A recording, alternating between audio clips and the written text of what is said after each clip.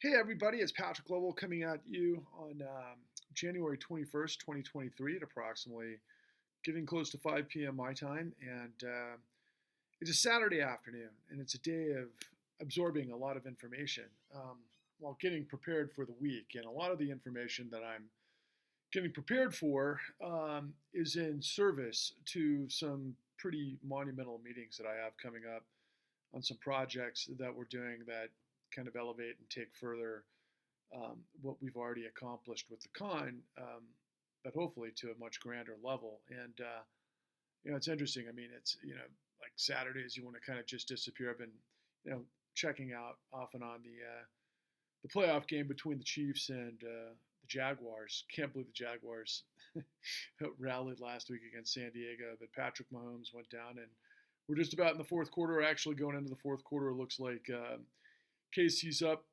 even though Patrick Mahomes got injured. So it'll be interesting to see what turns out along those lines. But I got to tell you, my mind's in a lot more places than the NFL at the moment.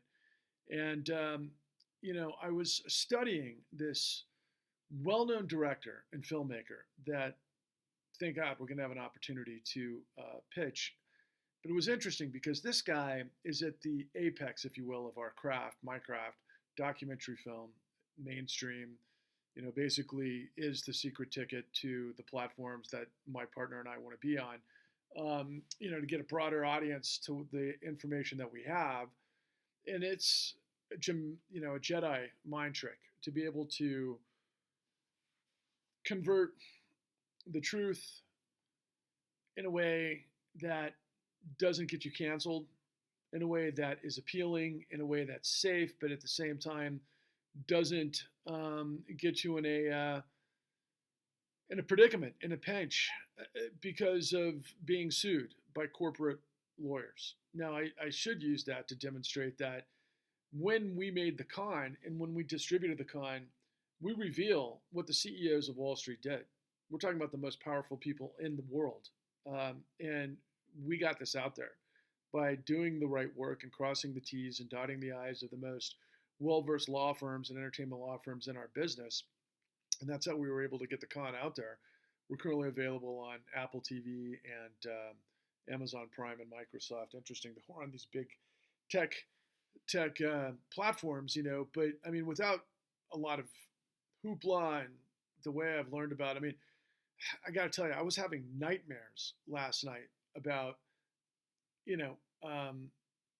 just all the mechanics of the way tech can be manipulated and bandwidth and, the stuff that happened during Trump, whose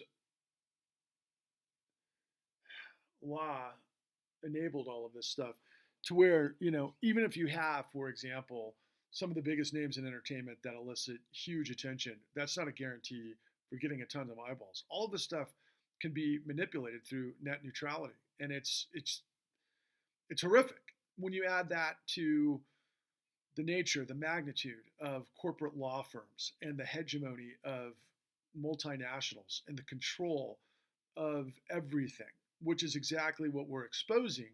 And it's so frustrating because as I kind of interpret the lay of the land of some of these things that are happening right now, just know that we're like in this node, I feel like I'm chopping through the jungle, and that El Dorado is up away, and what I mean by El Dorado isn't my own success; it's to hit the mother lode of your intention, because the information that we have, is so insanely important and so incredibly huge and so widespread in terms of the amount of people that are impacted by what it is that I'm revealing to you. But of course, because of bandwidth and through net neutrality and your bandwidth, quite literally, and all of the information and all of the disinformation and all of the misinformation, the manipulation, and everything else. I mean, I've just come to this conclusion, which is just blowing my mind, that there's literally no value in truth. Now, we all would say that's absurd in our own personal lives and everything else, and ethereally, and everything that we can bring to that dialogue, metaphorically, metaphysically, you name it, right? But literally in this age, I mean, honestly, The ones running the show are the ones that can manipulate and lie with leverage and money and bandwidth and everything that's skewed towards lies, a sea of lies. And so, for example, I was watching this interview with this unbelievable talent, this incredible Academy Award winning director who's done some of my favorite documentary series and documentary films and some other things that, by the grace of God, we've got an opportunity to interact with. But I can't reveal his name, but I've studied him. And, I've seen him stop in interviews on a number of occasions, just kind of like trying to contemplate it all. Where he's like, yeah, is there a truth? But at the same time, when you're a filmmaker, there's a subjective truth. And yeah, there's a way you got to present it to the jury, right? And by doing that, you've got to be able to present those that are counter to the narrative. And you have to do the balance and all of these other things. And that truth is, again, subjective. Well, yes and no. In filmmaking, I've always thought that all in documentary film was subjective. But what I've learned is it's not when you understand all of the things that you have to check off the boxes of if you're dealing with financial crime, which is what I've become an expert at. And I think the country's leading expert in how the mechanics in terms of filmmaking, because I have access to the experts that have taught me all this stuff. It's not because I'm that smart, trust me. It's because I've had access and I've learned and I've spent the time and I've become obsessed. But, when you're doing an investigation into a murder and you find the murder weapon, you find the evidence of the intent, and then you find the fingerprints, and then you find the actual film of the accused performing a murder. Well, there's absolute truth. It's not it's not some sort of philosophical construct. There's a truth when an airplane flies. There's a truth when the lights in the city work. There's a truth when you break orbit and you're in a rocket ship and you can get a man to the moon and land on the moon. I mean, it's absurd to think that there's not truth. So that's always the way I've approached these things. And, it's just through psychology and information and stacking the deck and manipulation and cherry picking. It's easy to confuse people. It really is. Liars who are high paid liars that are smart liars are motherfuckers.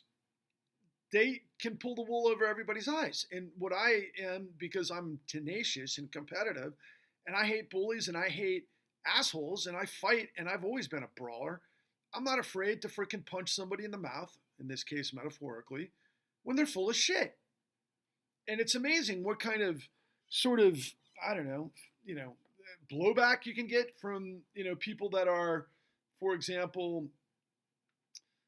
I don't know if I want to call them sheeple or bootlickers. I mean, that's just a very, very negative connotation. I mean, there's people that just drink from the Kool-Aid, right? They drink from the fountain.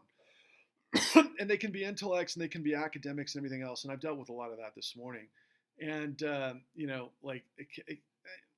I think I just wanted to start off, because I think if I'm going to create the symmetry of what I'm trying to lay on you in this truth bomb, I think a lot of attention is being paid to, and correctly so, to Davos. This collection of billionaires from around the planet that's presumably land in the Swiss Alps to discuss the problems of the world. And a lot of times the outward projection is they're looking to try to solve problems of the world. And they've got their PR people and everything else trying to frame certain things. And but meanwhile, they're in the shadows making deals. All right. I don't know how naive anybody is to not know that. That's what we've been dealing with. And we've been dealing with oligarchs, and we've been dealing with multinationals and billionaires and the centrifuge of force, power, I guess, in this global construct. And, we're kind of in the midst of, I think, potentially a titanic shift, a paradigm change that could actually be very devastating to the United States and the West if we don't listen to what it is that I'm trying to tell you. Because my United States and most of our United States isn't the United States that we are and that I continue to reveal to you. Most of us want to believe that the system works, that the best rise to the top, that there's supply and demand, that innovation and genius and intelligence wins out in the long run, and that we have integrity of the law, and that no man or company is above the law, and things, work its way out. And we have a law system that'll hold people or corporations to account, and the rest sorts itself out. That's not at all what we are. That's not at all what we've been for the last 20 years. And it took the 2008 great financial crisis to force me to reconfigure my brain, because I used to believe that. I was all in on that. I believed that with everything that I was, because I came from a family where, my family is that. But that's not the norm, especially when we've seen, the de-evolution of society, of the inequality, the destruction. I mean, the last 20 years has been a nightmare, but trust me, it didn't start 20 years ago. It started 40, 50 years ago. I mean, maybe it's been this way the whole time, but, on overload, because who's in charge? Who's in charge? Do you know? Show it in the comments section. Well, who's in charge in the United States is some sort of amalgamation, a consortium, if you will, of finance, military industrial, fossil fuel, and they're at the apex. I've known that since I made our first film, Forward 13, Waking Up the American Dream. When you understand boards of directors of the biggest companies in the United States, you understand there's a hybrid. And those boards and CEOs are making decisions for the best outcome of supposedly the shareholder. What we've revealed to you in the con, which is the most important revelation of all, is control fraud within the context of what we call modern executive compensation and Gresham's dynamic. You put those three things together and you get to understand, well, how things can be manipulated. And, but the biggest piece of the puzzle is ultimately the Federal Reserve. And I'll come back to that, momentarily. But within Davos, you've got this, tiny group of people that, for example, and I saw something that made me laugh. I happened to watch some of the Jimmy Dore stuff this afternoon. I'm kind of a mixed bag on Jimmy Dore. I like him sometimes. I don't like him a lot of the times. But at the same time, when he's on, he's on. And he was doing a shtick making fun of Greta Thunberg, the woman that is now 20 years old, shockingly, who's kind of the face of environmentalism or a global, for global climate change. And she was basically harassed by some, kind of right-wing, I would say, people mocking her in a way. But she could have just stood her ground and just literally laid out exactly what, her position is on climate change and why. And she could have potentially won a lot of people over, but she didn't.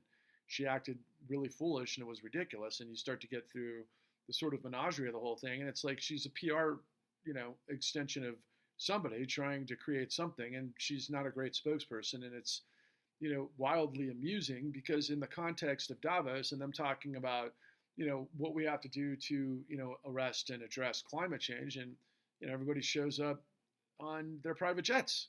I mean, would I fly to a private jet to Davos if they had me there? Yeah, I would. But at the same time, would I pretend like I didn't know what a kind of a gesture that was if I was talking about cleaning up, pollution? I mean, the alternative is Zoom. I mean, obviously.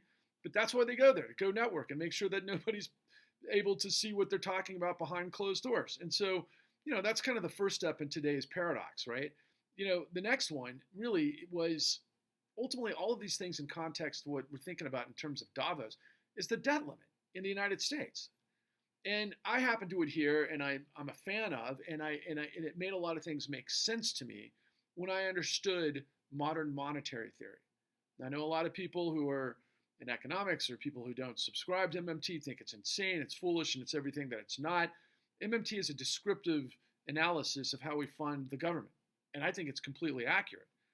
But the big challenge that I have with MMT is that a lot of MMTers are now challenging me because they're not accepting, and I'm challenging them back. And sometimes it gets a little bit escalated. But I know that I've been a kind of a target of these guys because I kind of know how they operate. And I've got a great deal of respect for MMT. I mean, I think that, well, I'll come back to his name in a moment. For some reason, I can't think of his name, who's one of my favorite economists in the world, Fidel Kabut. I think he's a freaking genius. I love him. Absolutely love him. Love everything he's had to say about productive capacity and all of the different machinations of, MMT, you know, I'll just say outright, I'm not a socialist and I'm not a communist. I never will be. I'm an entrepreneur, which makes me ideologically a competitor, but I believe in collaboration. But I understand capital, and capital in my own world fuels projects, and I believe in hiring the best people to work with me on these things, where they get a great, or at least a salary conducive to what it is that their value is. And I think a rising tide raises all ships, and the hope is that you make great product that the market will has an appetite for, and then you see the upside of that. Because let me tell you, it's an incredible risk to be a filmmaker. It's an incredible sacrifice. The sacrifice that I've personally been involved with for the last 13 years. I mean, it feels like I'm, carrying a 10-ton boulder on my back, walking backwards up to the top of Everest without shoes on. It's a sacrifice, and I can't even begin to tell you. And I'm not, asking you, oh, woe is me, and cry for me, Argentina, and whatever, sympathies I can adorn from you, because I'm in it to win it. I'm in to compete. Now, do I want to make billions of dollars? Is that my objective? No, I want to make enough money to make the next thing and the next thing and the next thing. And if I do well with that, and other stuff that I'm involved with, because I love filmmaking and I love both fiction and I love nonfiction and I love long form, I love it all. I love being a producer. I absolutely love working with smart, incredible people that do incredibly exciting things. And I love being a truth seeker above all. If you can make money at that, are you kidding me? Of course. And that's where the free market comes in. I don't want anybody telling me what I can do and how I can do it. I do it. That's why I went to college and studied what I did. That's what I've done for the last 30 years. I'm, 54 years old now. I'm not, a rookie. And, but I say that because contextually, in terms of the economy and everything else, I mean, I believe that there's got to be a hybrid. There's got to be a flexibility. I mean, you've got to have a social democratic safety net. I'd never go communist, but I would definitely go socialists in co-ops and that sort of thing for those types of groups and individuals that want to create that sort of, apparatus and horizontal and vertical and all of the rest of it. Good for you. Good on you. If you want to be in agriculture and you're doing organic farming and you've got, all of the different sort of humanistic or humane ways of approaching your product. I mean, God bless you, man. Hopefully you will become successful in the marketplace. I love that stuff. But what I've seen over the course of the last, 40 years, which is predicated on neoliberalism, which happened after, World War II, it's a perverse inverse of everything we think we are. It's not free markets. It's control. It's monopoly. And a lot of times it's predation. And ultimately what it is about power and leverage. And then that's when you get into this whole situation with, white shoe law firms and lobbyists and, who's got the money and everything else. And I mean, the bottom line is, I have forever been championing, the reset. I call it the paradigm shift. I call it the reboot. I mean, now you've got all these different sort of entities and one actually emanating out of Davos, which is the reset. I mean, and it's like led by whom, right? First of all, for me, above all else, if you have integrity of the law and you have the professionals in the system that hold bad players to account, I believe you have an opportunity at a dynamic, thriving society. That's what I've seen a lot of my life, but then progressively, I didn't know a lot of stuff that was going on behind the scenes. So stuff that I've become an expert in, for example, didn't just happen in the last 10 years. I mean, it's been going on since forever. But I mean, in a big coordinated fashion. I mean, we had the S&L crisis. You had, the junk bonds. You had all of the stuff that was involved with Michael Milken and, the engineering of private equity and all of those smash and grab techniques that are just diabolical once you get into the mechanics of it all. But then fast forward to, the blowout of long-term capital management, which actually blew up Russia in the late 90s. And that was the first derivatives, quant scenario that had to be backstopped by the Federal Reserve. And then ultimately, there was a Greenspan put before that, but that was like the big mile marker. And then we had all of the meltdowns in Asia because of the stuff that went on. But then we bought bonds and we, did all of these things that I'll get to in a moment. But, the other bubbles that included the tech bubble, a lot of this predicated on fraud. And then, of course, we got into the Enron era frauds and WorldCom and Tyco. And then, of course, the granddaddy of them all was the great financial crisis of 2008. That section is all predicated on, you have to understand that we got rid of regulation. We call it the 3 Ds: deregulation, decriminalization, desupervision. And it was that policy shift that had the worst actors that came with the president's working group, particularly in the late 90s when we got rid of the New Deal era regulations that we learned after the Great Depression that caused World War II. Through my hero, Ferdinand Pecora, which is everything that we've done, especially online, is pretty much in service of what we've met from Ferdinand Pecora, where we lay out the truths and ultimately should have shifted into policy changes that saved us from ourselves and our the worst angels of our nature, as opposed to the better angels of our nature. So we got rid of Glass-Steagall, which separated commercial banking from investment banking and speculation with other people's money, which is the problem. And then we created these verticals with modern executive compensation that led to this ethos on Wall Street: I'll be gone, you'll be gone, which is basically pump and dump. And that led us to the .com and the Enron era frauds. But then, of course, ironically, right? So what we had, and by the way, if you're thinking about this from a grand spectrum of good versus evil and history and everything else, we've got to remember, right, that nothing is ever is always perfect. Nothing is ever contiguous. It's like, was it Jefferson that said, the tree of liberty has to be refreshed for the blood of both tyrants and patriots, from time to time, for liberty to flourish?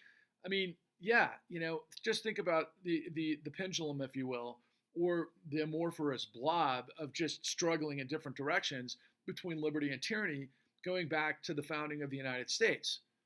And what is the construct of the United States? Well, after the Articles of Confederation didn't work, we had to go into the Constitution, which is a genius document, a really fabulous sort of complex way to handle, separation of powers, to be able to give the American people the opportunity for liberty and freedom, right? Because prior to that, it was really kind of just a game for, well, the only ones who ever got any real power were oligarchs, throughout history, even though there was the Magna Carta, which was obviously the first step towards the Constitution. But, look, going back to where I was with Davos and then ultimately MMT and the debt limit, in this construct of these bubbles, one thing that just absolutely drove me nuts this morning was that I was being challenged on, something that I don't even discuss, because I bring up Federal Reserve Act 13.3 a lot in my posts or my tweets primarily. I'm not doing any other social media right now except for Twitter and YouTube and, TikTok also. But I was being challenged by somebody who I would probably say was an activist who's kind of new to MMT, who is trying to, press forward, what they know of MMT and everything else. And what they're really, big on right now is, is this, $1 trillion minting the coin, right? And I'm not really as versed on the coin, minting the coin, as I probably should be, because it never really allured me that much. I couldn't tell you exactly what it solves, although I think it's probably bundling a lot of the debt, but, what it solves in context to, what I'm revealing regarding Federal Reserve 13.3. So you have to understand what created the 2008 Great Financial Crisis to understand what the Federal Reserve did and what Congress didn't do. And this is where I get hung up on challenging some of my friends in the MMT world. And I got to say, from a positive perspective, I did with Steve Grumbine, the new Untouchables, which led me to a woman behind the scenes, Roseanne Rabiola Mile, who is my right hand. And ultimately, I've got great respect for everybody that was involved with the new Untouchables that we did with the Real Progressives. But I always found it very odd and suspect that I got challenged by Warren Mosler on one occasion. It was like a nod and a wink. It was like, I don't really want to go into too many details about where we had a little bit of a divide, but I can tell you this: one of my heroes is Randy Ray of the Levy Institute and his genius and everything that, his operation revealed through the, thank God, through the Levy Institute that led me to understand, what the real figure was for Federal Reserve Act 13.3. And there was a couple of times I talked to Randall Ray, where he'd say off the cuff, he'd say like 40% of the loans were illegal. I was like, fuck, what? Jesus, that makes a lot of sense. But when you start to get under the hood and you understand like the volume of the loans and the actual emergency mechanisms of what took place in the Federal Reserve and what didn't take place in Congress because of TARP, all of that being equal, sometimes when you get into the mechanics and you get into the ratios and the bundles and everything else, it gets pretty freaking complex.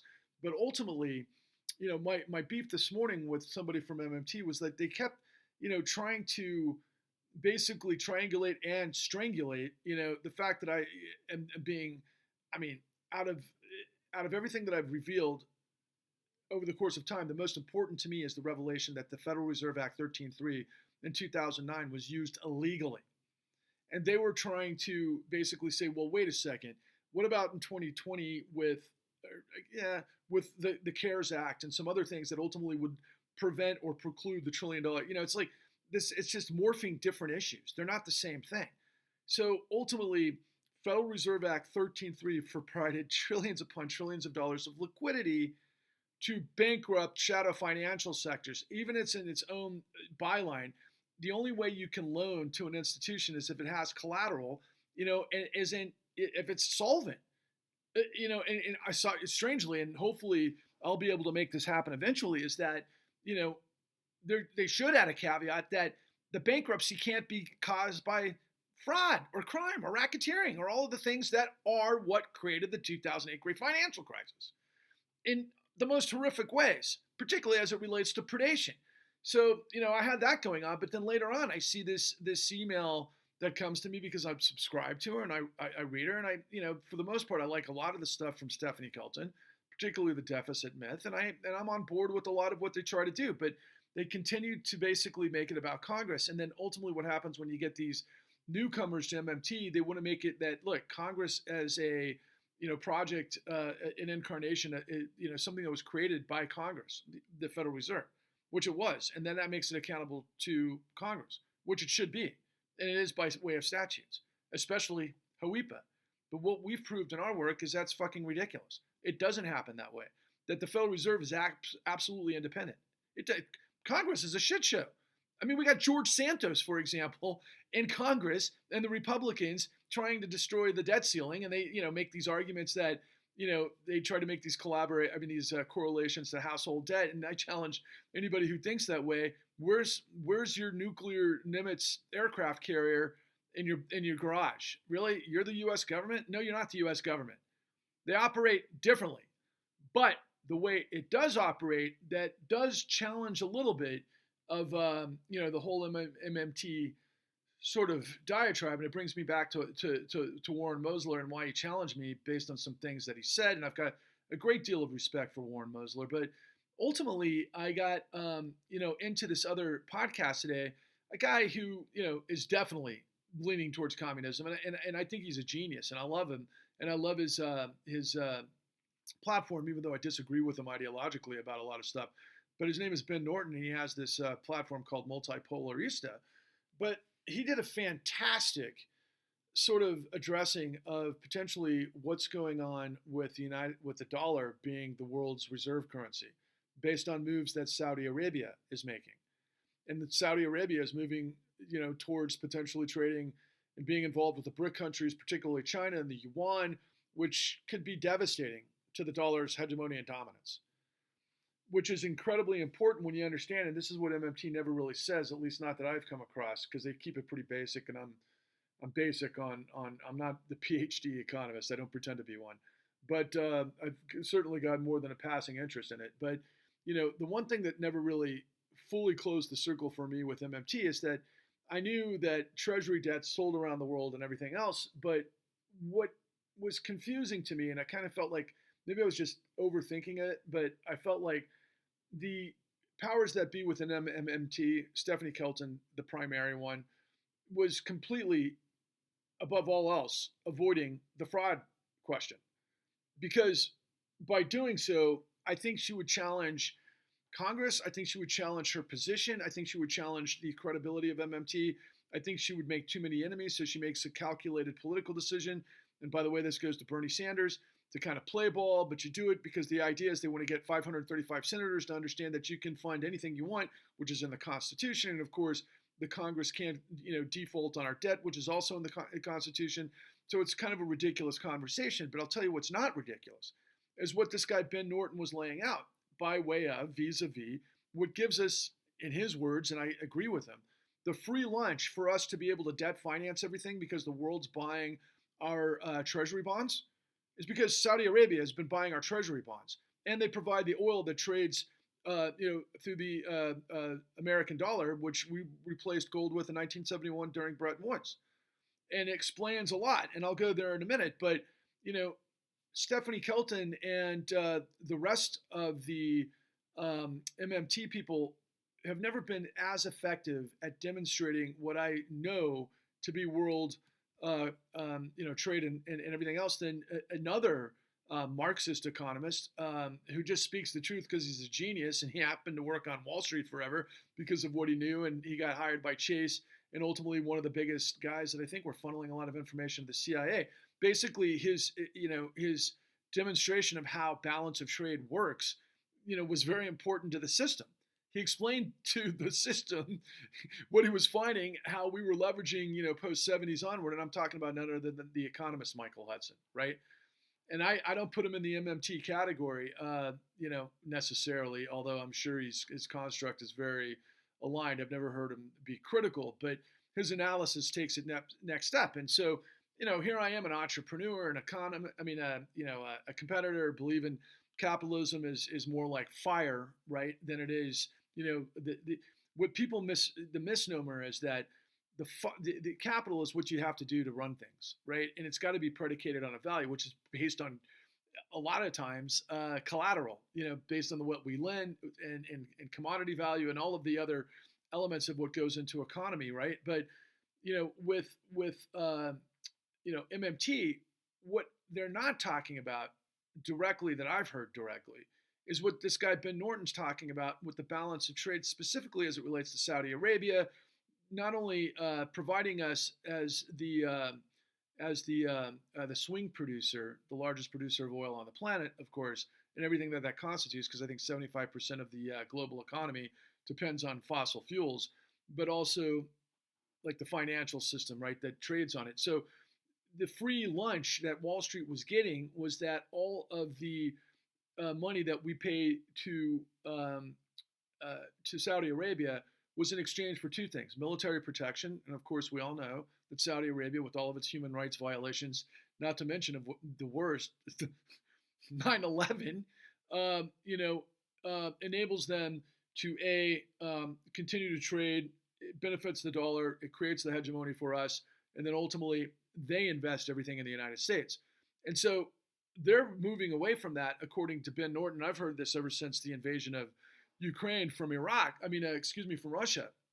And ultimately I'm like, okay, yeah, that's problematic. And in fact, the idea popped in my head earlier today, and I think I shared it on Twitter. Karma is a bitch. And what's the biggest form of karma here in the most ridiculous way? Think about it. Saudi Arabia, post 9/11 and everything that's happened in the last 20 years, basically screwing over everybody that was complicit or, helped Saudi Arabia to do what it did because of 9/11 and whatever role they played, which I'm still not exactly sure.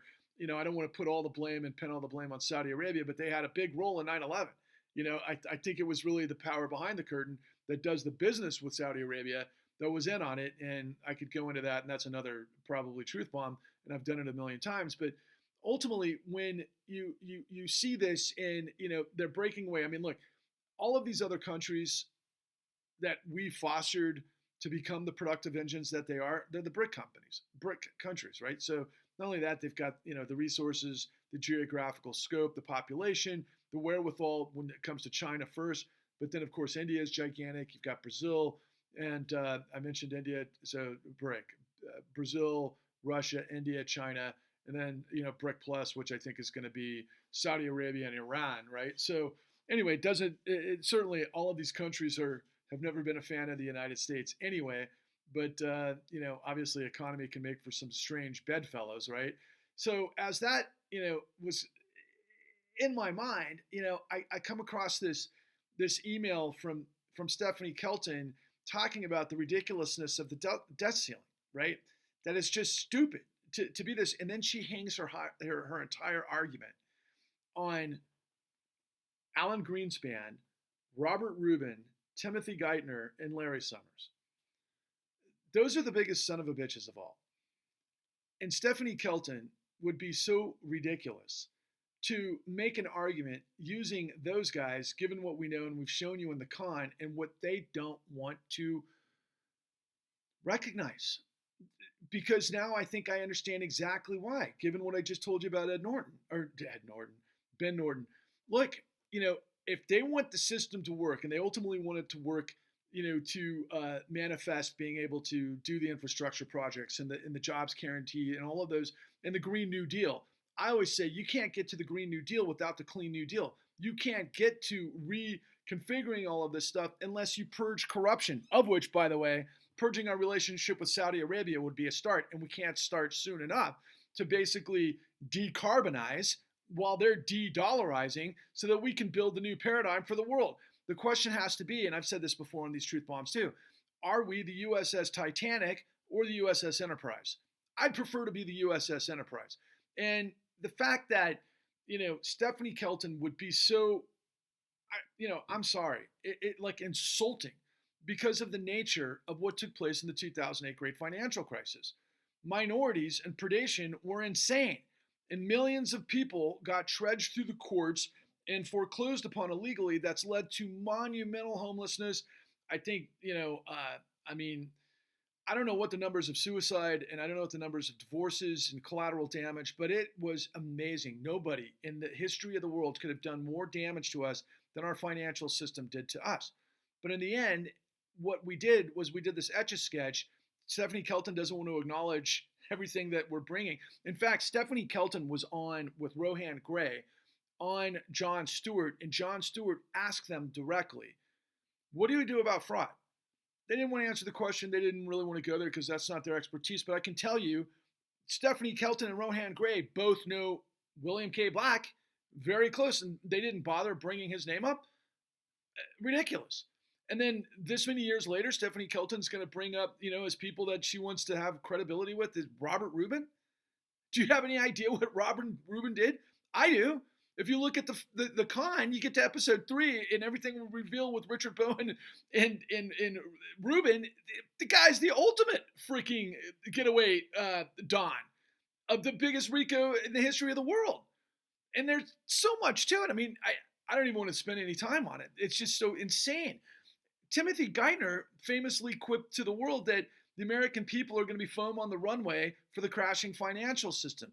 I was one of them. It destroyed my life. Same with Addie Polk. Same with hundreds of people I interact with that have been fighting to this day. I mean, the obtuseness of Stephanie Kelton is extraordinary. And she needs to be called out on it. And she needs to one day come to Jesus on this whole thing, because the long and the short of it is, I think it's going to happen anyway. I think the whole MMT business and everything else, if Saudi, pulls out the rug on the dollar and de-dollarizes, I mean, I think that's going to have some significant impact on the ability for MMT to do what it needs to do. We can't move fast enough. We got to make the case fast enough. We still have the ability to, I believe, debt finance and smash and grab our way to a renewable future and get rid of this fossil fuel calamity that has created this, not just the pollution of the planet, but our souls and our common sense because of the money.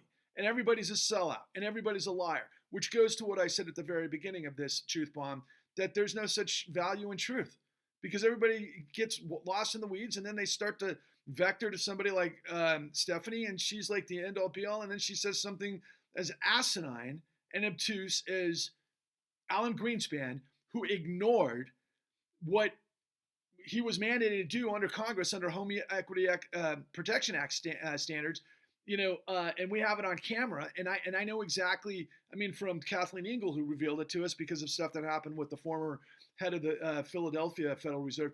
It's unbelievable what Stephanie is obfuscating or doesn't know. But I think she knows, because I think she's seen the con and she knows what, Bill Black has been informing us and the world, thank God, for so long. And it's a joke.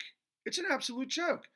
And, ultimately, I'm just going to bring it all back. I mean, whether it's Davos, whether it's the CEOs, whether it's these multinationals, whether I think I saw this last week, you've got Jeff Bezos, you've got, all the world's billionaires, all the big guys, they're all warning about, and the CEOs of Wall Street are all warning about a recession. They're like completely on the same page about this. Oh, and then, the Fed's going to, increase interest rates, and then the whole world goes sideways, but it's going to go sideways anyway, because we're right in the middle of the mother of all bubbles. And the way this shakes out, I don't know. Could it be World War III? I mean, Ukraine, proxy war, Russia, invasion, Yuan, Saudi Arabia, all of these things coming to a head. I mean, it seems like it's inevitable.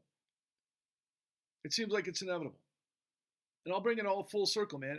As a result of, my ongoing introspection with material, because I'm dealing with some heavy, heavy hitters that hopefully I'm going to bring a lot of this stuff to light to millions of people in a way that millions of people are going to absorb. And I would encourage you to please share and like and subscribe to these truth bombs and get this information out to as many people as you can.